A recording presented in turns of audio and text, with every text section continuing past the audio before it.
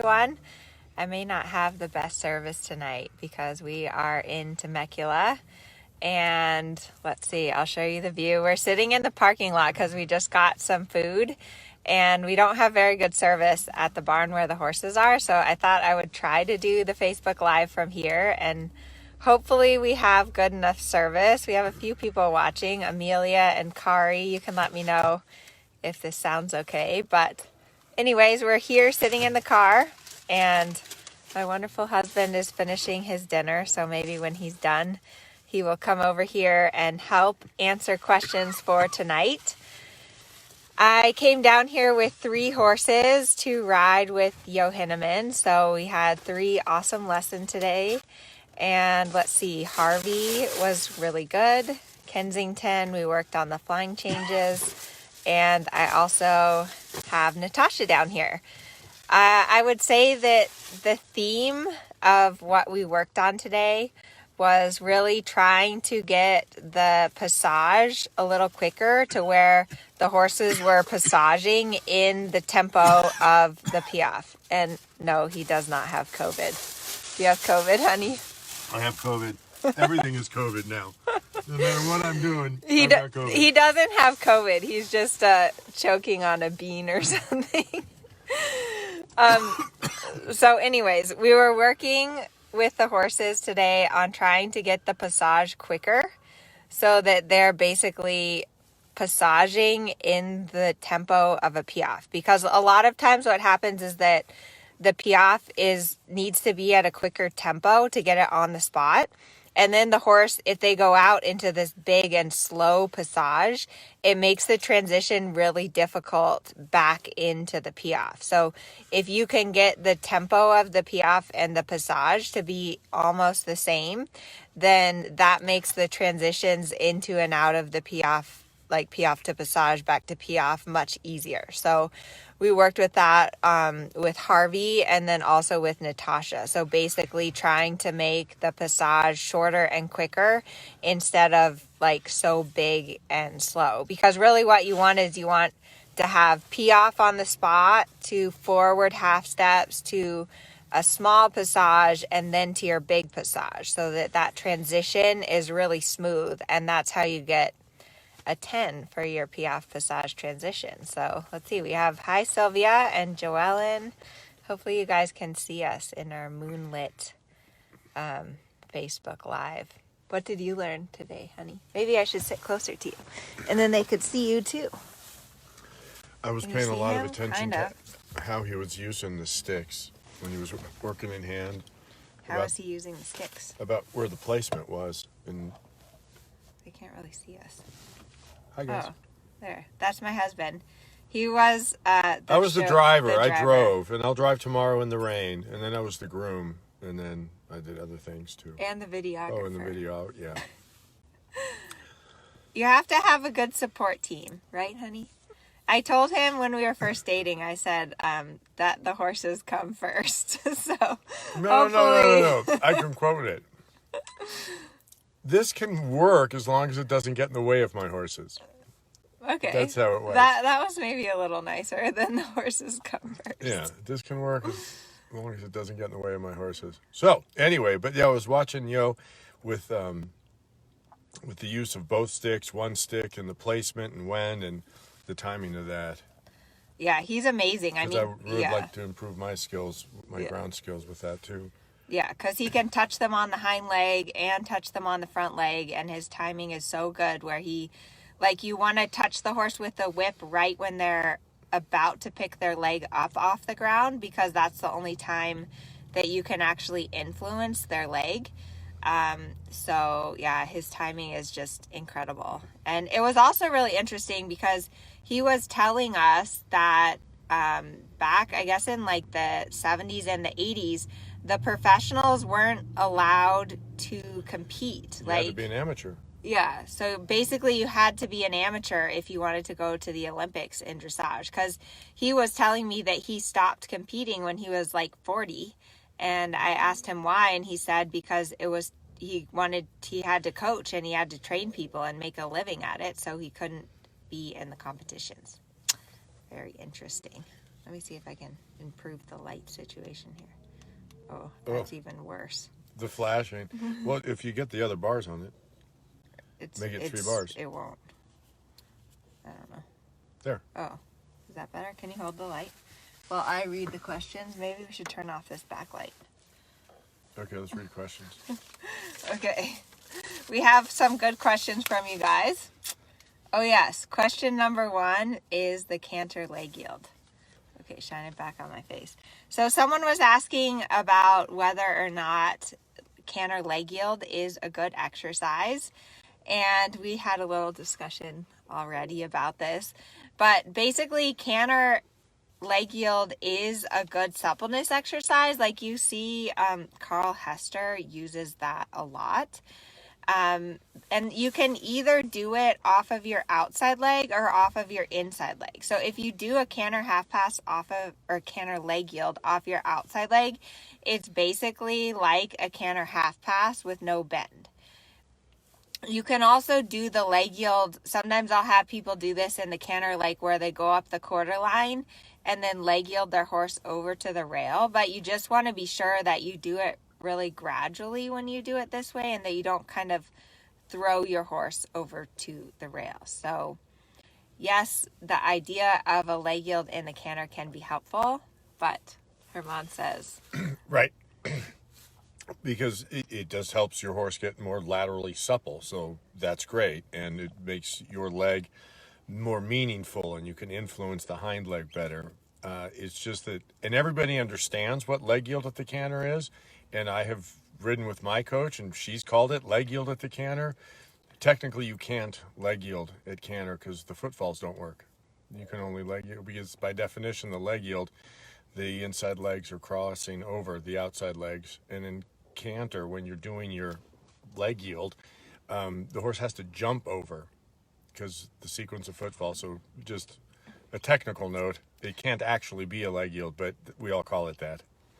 Yeah, and that brings up, I think, an interesting point, which is that the mechanic of the lateral work in the trot and canter is very different, because in the trot, the way the footfalls work, the horse can actually step, like cross their hind legs. But in the canter, since it's more of a jumping motion behind, it jumps over to the other line. Right. The horse jumps sideways in a canter half pass. They don't actually cross their legs over. Oh, look, Janie's watching. Say hi to Janie. Hi, Janie. Glad you came aboard, or on, or whatever we're doing.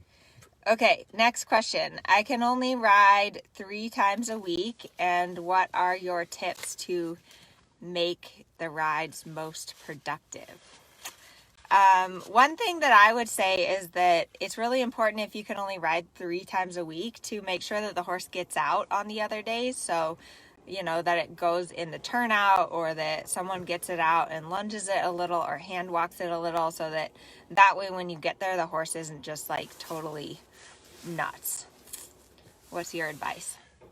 Yeah, it was right there too. So because you don't want the whole ride to be just riding your horse down. Now, I don't know if you've got a quarter horse or a thoroughbred or somewhere in between, but you want your ride to be productive, and you not having to just work your horse so it's just got a brain. So if you need to, just lunge it and let it work off. You let some steam out of the pot so that your work is productive and it's not just a battle, because it just needs to end up happy for everybody.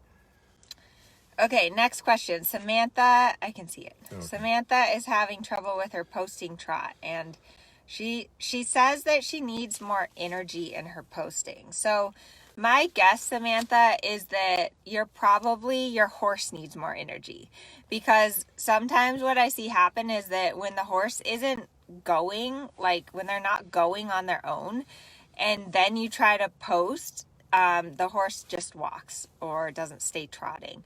So make sure that the horse is really like in front of your leg and going forward. That's going to help your posting trot a lot.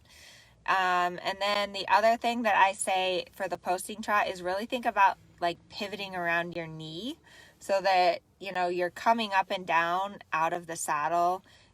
Your lower leg, if you look from your knee down, you shouldn't be able to tell if you're posting and sitting. So your lower leg really needs to stay out of it, and you're posting from your knee up. Do you have any helpful tips? for posting? Well, without seeing it, if you're lacking energy, my first thought is your leg is too tight and preventing the horse's rib cage. I mean, they breathe there, and if you take a deep breath, you'll feel your rib cage open, and so your legs need to be on, but not so tight that they can't breathe, because then they don't move. And then the other one is that I have people do a lot is just change how fast they come out of the saddle. Now, I have trouble with hunters when I tell them this because they're supposed to just come out of the saddle very small. But I have people come really far out of the saddle, fast, high, and then slow, and moderate the tempo of the horse with their posting that way. So, hope that's helpful. Okay, next question is from Katie, and I love this question, Katie, because I was actually going to talk about this a little tonight. And her question, I think a lot of us struggle with this, is how to figure out when you're training what is behavioral versus what is pain and the horse can't actually do it. And I think that this is something that all riders and all trainers struggle with, because horses can't talk and they can't tell us, you know, hey, I don't understand what you're asking, or hey, you know, that really hurts and I'm not capable of doing it. So I kind of, you know, I came a little bit more from the Western world in this sense where, you know, they really believed that it was more the horse didn't understand. Like if they couldn't do something, it was more that they didn't understand, and you needed to find a different way to explain to the horse what you wanted. However, there are times where it's physical, where the horse really actually can't do it. So my advice for this is that I would say, like someone asked this question about the video I did this week on the leg yield, like my horse just can't cross over. They can't move sideways. So I would say that you really need to, for one, be sure that you've tried to explain whatever you're asking the horse to do in a variety of ways. Like the leg yield, for example, you need to try to do it from the ground, and you need to work on it for like several weeks, because it could be that the horse is just so stiff and so tight on that right hind leg that they can't move. Like so many years of not crossing over have caused the muscles to all get tight. So it could just be a training issue and not a like that they actually can't do it. But if things start getting worse or not getting any better, then I would say that's when I would have the vet come and take a look and make sure it's not physical. So what's your opinion on that? Yeah, that's such a complicated, I mean, it's so hard that because they don't speak English very well. So I know when I have horses have like a huge violent reaction, I think, okay, something's up.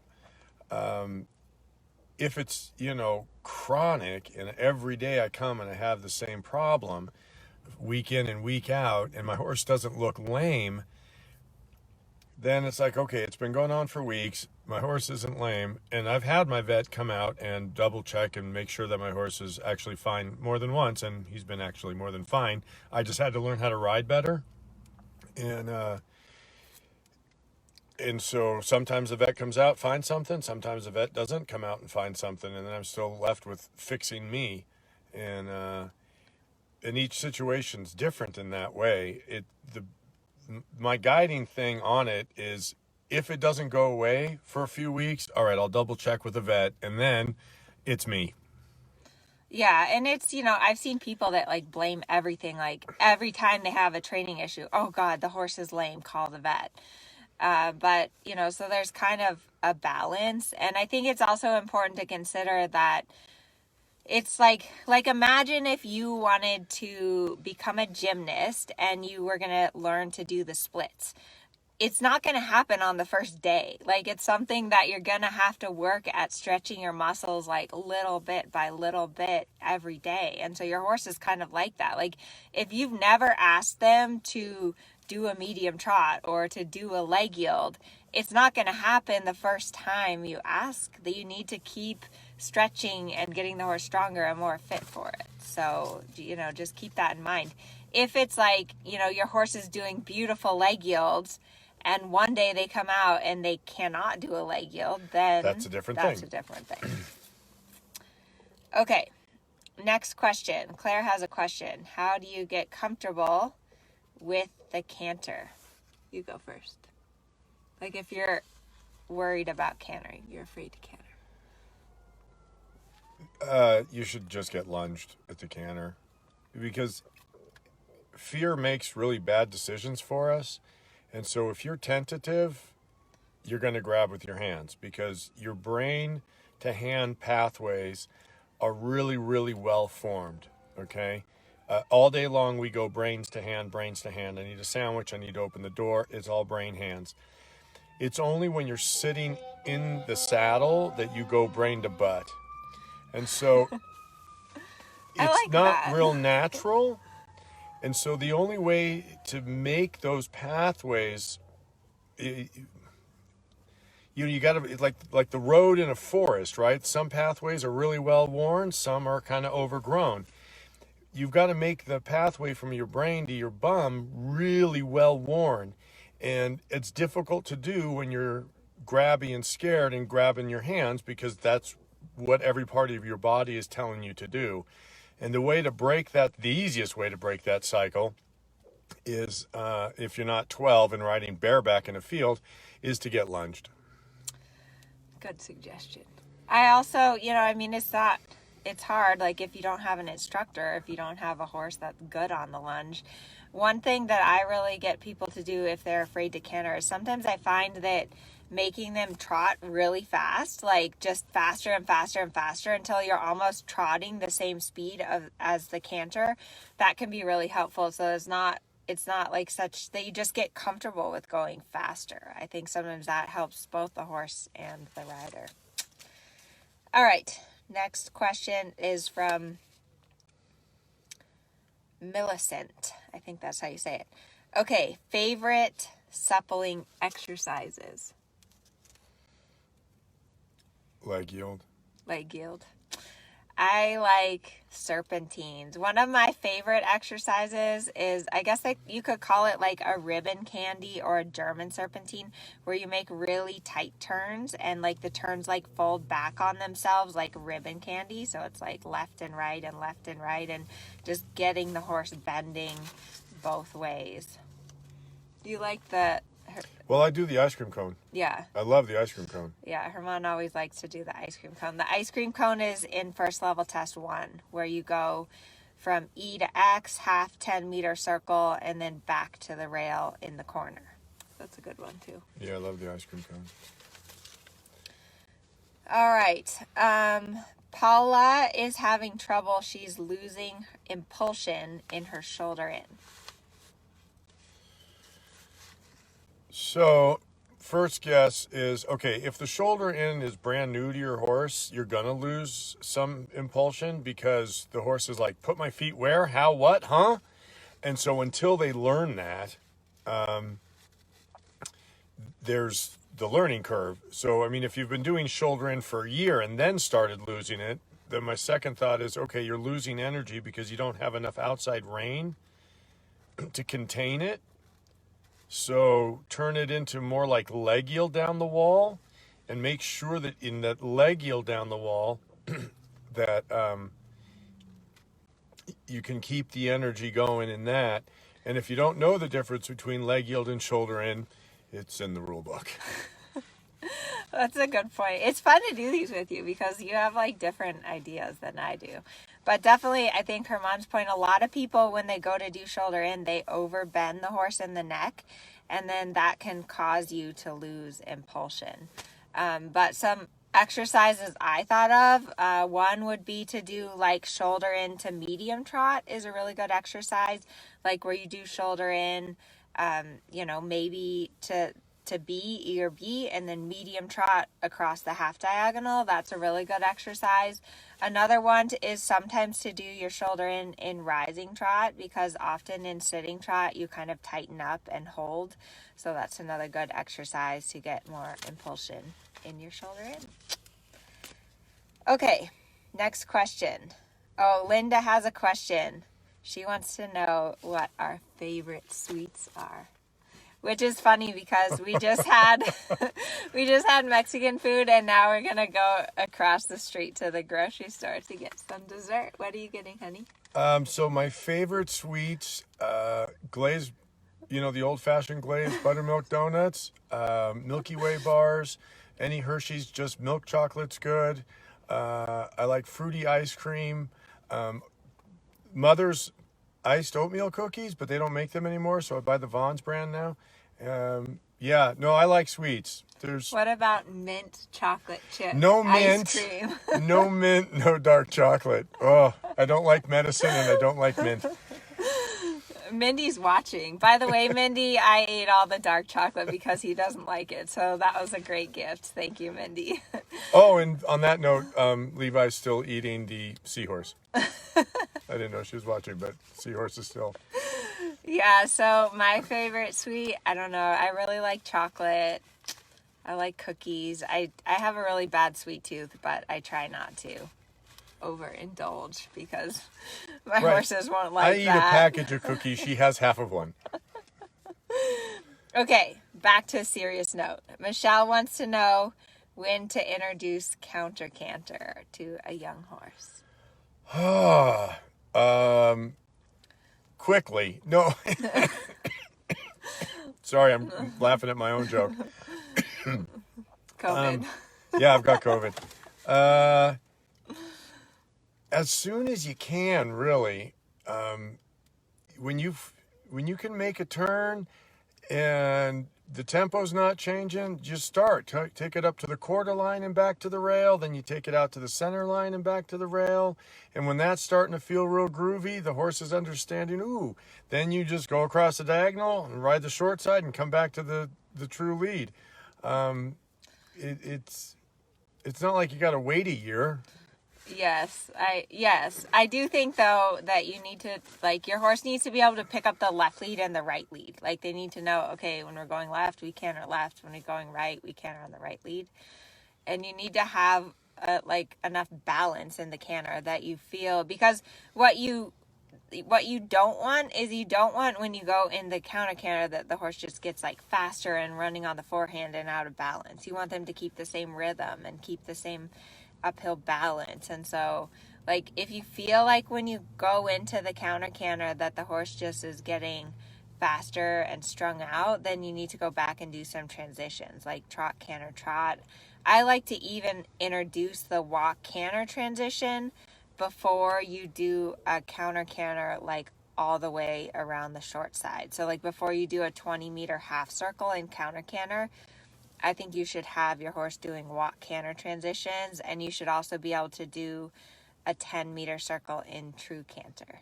I have a video on counter canter. So if you go to YouTube and Google my name and counter canter, you'll find it. So, and then on that note, if you're trying to do your counter canter and you find yourself going through the short side, pulling your horse's head around so it can't change the lead, it's not ready for counter canter. Yes, Herman, this week he was helping with Kensington, and he told me that I looked like a hunter trying to keep my horse in counter canter because I was overbending him to the inside. So if you find yourself doing that, the horse just isn't balanced enough for it, so you want to do some more preparatory exercises. Okay, we have 2 more questions. Oh, Charlotte has a question. How often should you ride your horse long and low and forward? Like time-wise, I start my warm-up like that. I'll do that after some hard work throughout the ride, and then I'll end the ride with it. Yeah, I mean, it a little bit depends on your horse. It depends on the level of training. It depends on the conformation. Like, if your horse is kind of built more downhill and their neck is set on low, you don't want to do so much long and low because that's going to just put them more on the forehand. But if your horse has like a really upright neck and they tend to want to be really high-headed, then that's a horse that you would want to do more long and low in. I think it's really important in dressage that you need to be able to put your horse wherever you want them to be. So you should be able to put them long and low. You should be able to bring them up. And it's also really important that you don't get just stuck in a frame. Like, you shouldn't Yeah. just be stuck in a show frame. You should be able to put them down or bring them up. So it's not really about how often or for how much time. It's just about the rideability. Yeah, varying that and keeping the horse soft and supple throughout. Okay, one more question. So Marianne had a question about when you should introduce the second trot. And this is kind of a hard question to answer, because what people are referring to in the second trot, I'm sure you've heard this. Everyone says when you're looking for a young horse, you need to get a good walk and a good canter, and then you can make the trot.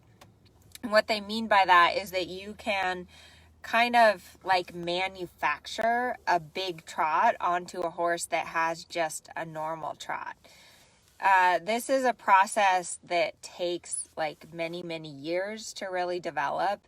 It takes an experienced rider to figure out, because the timing to develop this second trot is really tricky, because you have to kind of like tell your horse to go and stay at the same time. And so when you introduce it, basically, like if I have a young horse that I'm trying to train for the Grand Prix, when I would start to introduce the second trot would be like when they feel really comfortable and relaxed and confident with me, because it is something that can frazzle them. I also always introduce the half steps from the ground first. So like they should be able to pee off a little bit before you start introducing the second trot. Do you have any tips on that? Yeah, really just to go on those same coattails, really it's about that balance that, so if you're thinking about a target, so second, third level-y in there, when you have the ability to collect and extend some, then when you have that ability to collect and extend some, then you can start to make things a little more difficult. You've developed the trust with the horse, and so they'll take that kind of pressure and try and start figuring some things out. But you've also created a musculature that can support the work that you're asking for. All right. Well, that's all our questions. We're going to go, we're going to sleep in the horse trailer tonight. In the rain. Yeah. It's supposed to rain like a lot tonight, and Levi's with us. We're going to first go get some dessert, I think. Yeah, we're going to go get some sweets. Yeah. We're going to go get some mint and some dark chocolate. Yeah. And then we are going to have more good lessons tomorrow from Mr. Hinnemann, and then drive home again. So good night, all. Thanks for coming out. Thank you all for watching, and thank you for doing this with me. Okay. Good night.